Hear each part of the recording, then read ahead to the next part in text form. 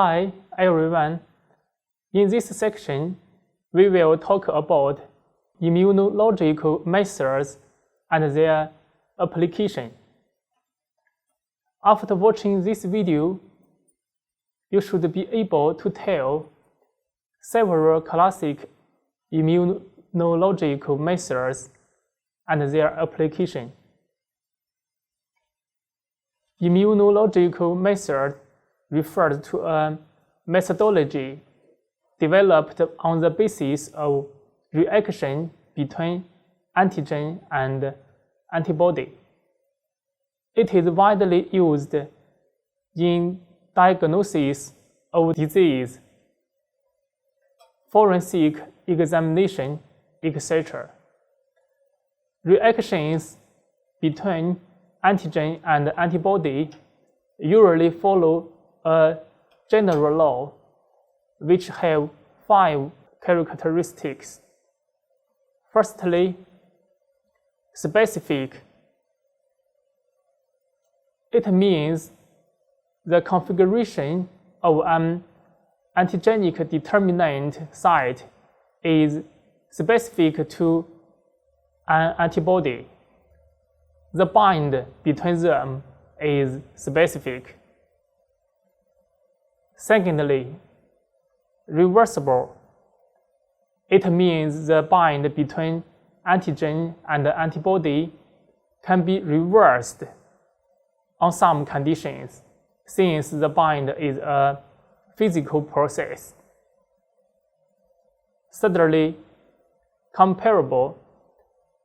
It means only when the ratio between antigen and antibody is appropriate, the reaction between them can be caused.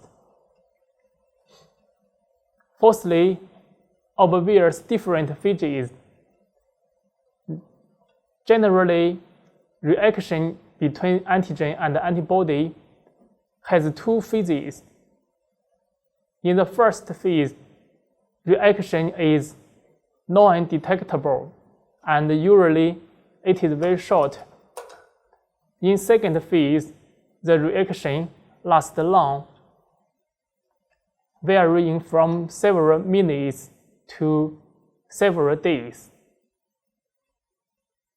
Fifthly, condition dependent. The optimal condition for reaction usually is the pH 6 to 8 and the temperature is 37 to 45 centigrade.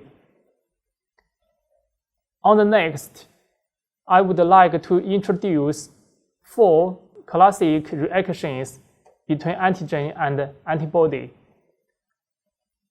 The first one, agglutination. It refers to that antigen bind with antibody, resulting in an observable agglutination. Second one is precipitation. It refers to the reaction between antigen and antibody would result in precipitation, which is also observable. The third one, complement fixation test. It is used to detect the presence of specific antibodies in the patient's serum. This test is based on the use of complement, which would be activated when there is formation of antigen-antibody complex. The fourth one is neutralization test. It refers to the reaction that specific antibody inhibit with corresponding antigen. Nowadays, the immunolabeling technique is widely used. For this technique, the antigen or antibody is labeled using a marker such as enzyme, fluorescence, etc. Enzyme-linked immunosorbent assay is an immunological assay commonly used to measure antibodies, antigens, and proteins in biological samples. For example, it can be used in diagnosis of HIV infection, pregnancy tests, etc. Another commonly used immunolabeling technique is immunoblot, or called Western blot. It was introduced in 1979 and is now a routine technique for protein analysis.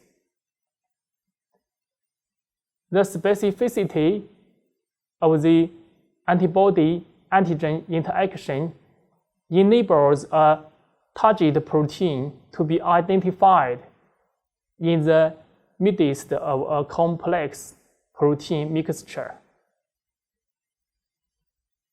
The Western blotting can produce qualitative and semi-quantitative data about the protein of interest. Finally, let's take a look at the keywords in this section. Okay, that's all for this section.